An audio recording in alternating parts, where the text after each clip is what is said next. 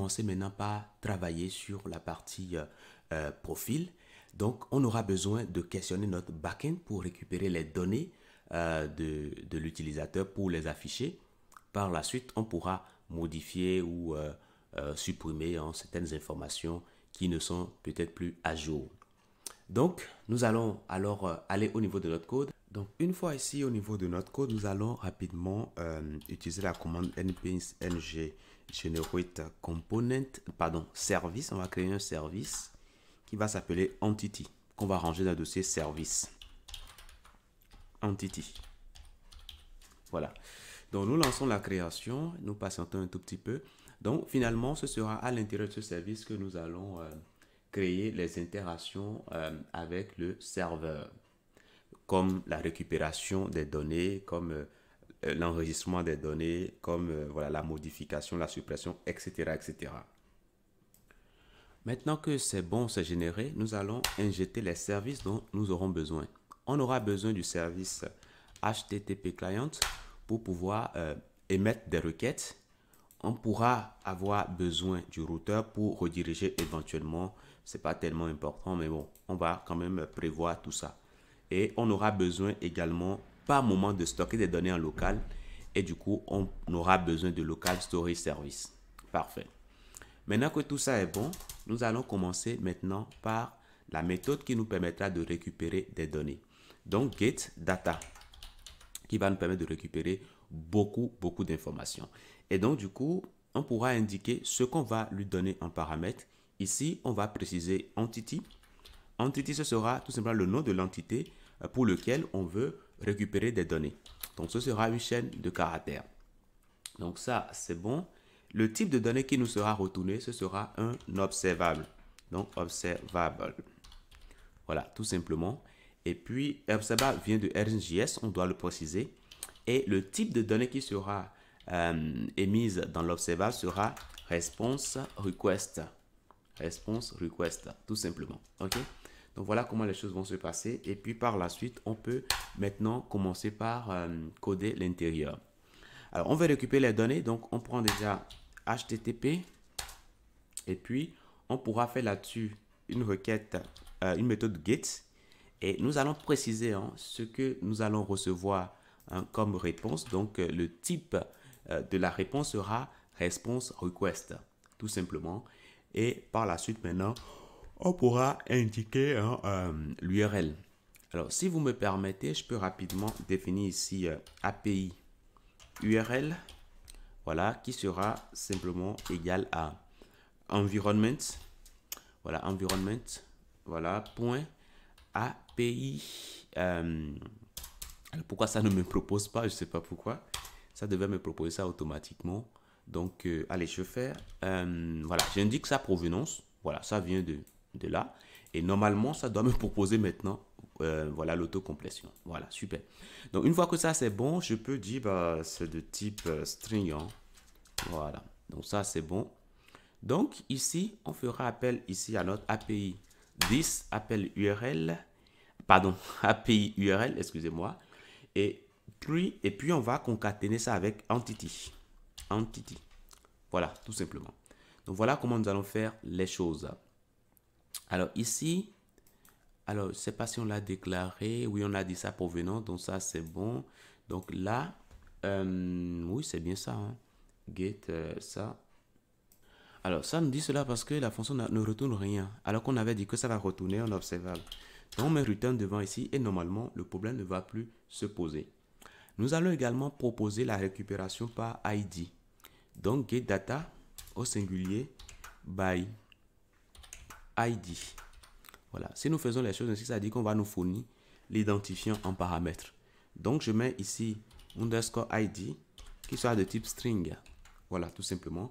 Et donc, du coup, il nous revient alors de rechercher en suivant l'identifiant qu'on nous a fourni en paramètre. Donc, on va concaténer avec slash et puis on va concaténer avec l'identifiant que nous avons reçu en paramètre. Donc là, c'est bon. Maintenant, nous pouvons également rechercher des données au sein de notre base de données. Donc, qu'est-ce que nous allons faire ici? Alors là, on va créer une méthode search data. qui va prendre en argument l'entité. Donc, entity. Allez, si vous me permettez, je vais simplement partir d'une méthode qui existe déjà puisque la signature ne changera presque pas. Donc, on va mettre ici search data. Donc, search data. Voilà, tout simplement, search data.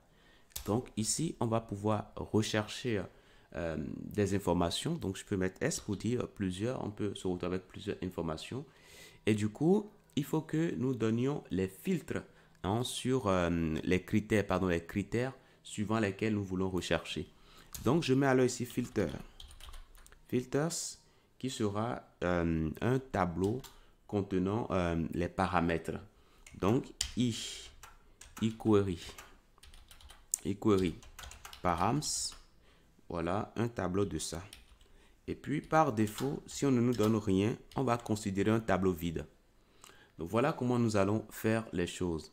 Maintenant, ce eQuery param n'existe pas encore. Donc, nous allons penser rapidement à définir cela comme une interface ici, au début de notre fichier. Donc, je vais dire simplement que c'est une interface qui va recevoir, qui attend deux paramètres, le name et puis la valeur. Donc, le nom du paramètre et puis la valeur qui lui est associée. Imaginez que nous voulons rechercher tous les utilisateurs qui ont, par exemple, comment je vais dire, qui ont un first name égal à Espero, par exemple. Donc, on mettra pour le name, ce sera first name. La valeur qu'on attend pour ce name, c'est bien Espero. Donc, on pourra construire les choses comme ça. Donc, finalement, ici, on se retrouve avec un tableau contenant des objets. Pour chaque objet, on a un name et puis une valeur qui doit être associée. Donc là, c'est bon. Maintenant, qu'est-ce qu'il nous reste à faire? Il faut que nous créions tout simplement l'adresse URL, enfin l'adresse URL qu'on va questionner. Donc, on va alors rapidement créer ici get params to string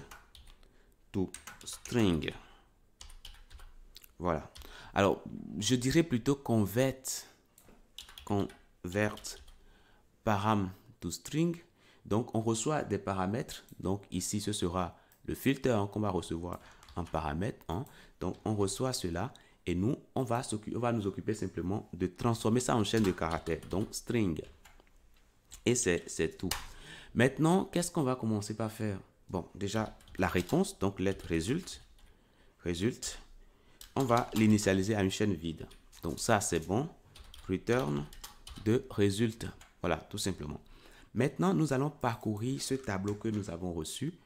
Et pour chaque élément, nous allons simplement l'inclure dans le résultat. Donc, on pourra utiliser la boucle for each. Et ce for each, là, nous allons indiquer que nous voulons partir sur chaque élément. Et là, nous avons ici filter. Voilà. Donc, on a chaque élément de notre tableau. Et on sait que chaque élément, on connaît son type. Le type de chaque élément, c'est quoi? C'est eQuery param. Parfait. Et puis, on connaît également l'indice de l'élément sur lequel on est. Donc là, ici, je mettrai ici index. Index sera de type number. Voilà, tout simplement. Donc, voilà comment nous allons faire les choses. Donc, une fois que je suis à l'intérieur ici, je peux récupérer le contenu de filter. Donc, on sait que nous avons un name à l'intérieur. On a une valeur associée à ce name. Et donc, du coup, on retire tout cela de filter. Voilà. Donc, une fois que ça, c'est bon. Bon, là, c'est une opération de déstructuration. Donc, ça, c'est bien. On va maintenant regarder si l'indice existe. C'est-à-dire, est-ce que c'est différent de 0? Parce que là, en gros, nous allons partir de 0, de 0, 1, etc. Donc, si c'est égal à 0, ça dit que ça n'existe pas parce que ça sera évalué à false. Mais tout nombre différent de 0 est évalué à true. Ok, ça, c'est les opérateurs logiques basiques. Donc, du coup, si ça existe, ça veut dire qu'on n'est pas sur le premier. Donc, deuxième, voilà. Bon, supérieur, on est supérieur ou égal au deuxième. Sinon, else, ça veut dire que on est sur le premier. Premier tour de boucle. Voilà, tout simplement. Donc, deuxième inférieur, là, on est supérieur ou égale au deuxième tour de boucle. Parfait. Quand on est sur le premier tour de boucle, qu'est-ce qu'on fait? On prend le résultat et on ajoute déjà le E commercial. OK? Et alors, excusez-moi. On met point d'interrogation d'abord. Point d'interrogation. Et puis, on concatène avec le name. Et puis, on concatène avec le mot-clé égal. Et puis, on concatène avec value. Tout simplement. Donc, voilà comment nous allons faire les choses. Maintenant, si on est sur deuxième ou troisième, etc., là, en ce moment-là, on va mettre simplement l'opérateur « et ». OK? Pour ajouter, voilà. Donc, à la fin, on retourne le résultat. Et c'est bien ce que nous allons utiliser au niveau de cette fonction ici pour récupérer les paramètres. Donc, const params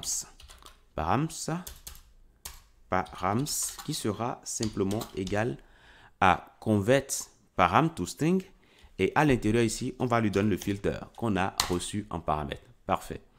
Alors, ici, pour qu'on puisse le retrouver, on mettra ici 10. Super. Donc, ça, c'est bon. Maintenant qu'on a nos paramètres, à nous maintenant de l'utiliser ici dans la requête. Donc, on peut rapidement aller voir au niveau du service que nous utilisons. Alors, je me permets tout de suite, je viens là au niveau de notre API ici, CTRL F. On va chercher profile.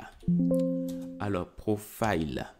Donc, vous voyez que ici au niveau de profile, nous avons ici un get qui nous permettra de rechercher des données.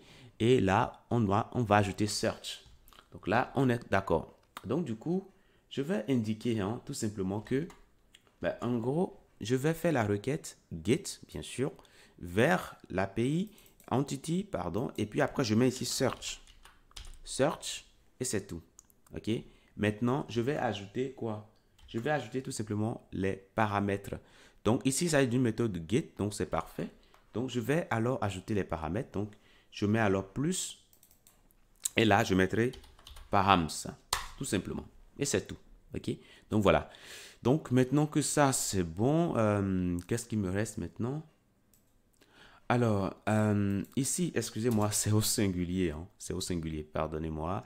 Là aussi, c'est au singulier. Voilà. Donc là, c'est bon. Donc voilà, nous savons maintenant faire une requête pour récupérer des données, rechercher des données. Maintenant, on peut maintenant aller au niveau de user page. Donc, au niveau de la logique ici, on a besoin de récupérer les informations de profil concernant un utilisateur. Je vais vous laisser commencer déjà par initialiser tout ça. Et dans la prochaine partie, nous allons commencer nous-mêmes par le faire. J'insiste vraiment sur le fait qu'il faut essayer par vous-même déjà. Vous démarrez, vous commencez par faire la requête pour récupérer les données de profil, bien sûr en filtrant. Sur le user ID, vous récupérez le profil de l'utilisateur qui est connecté. Okay? Et puis, dans la prochaine partie, nous allons continuer. Je vous dis merci et à tout de suite.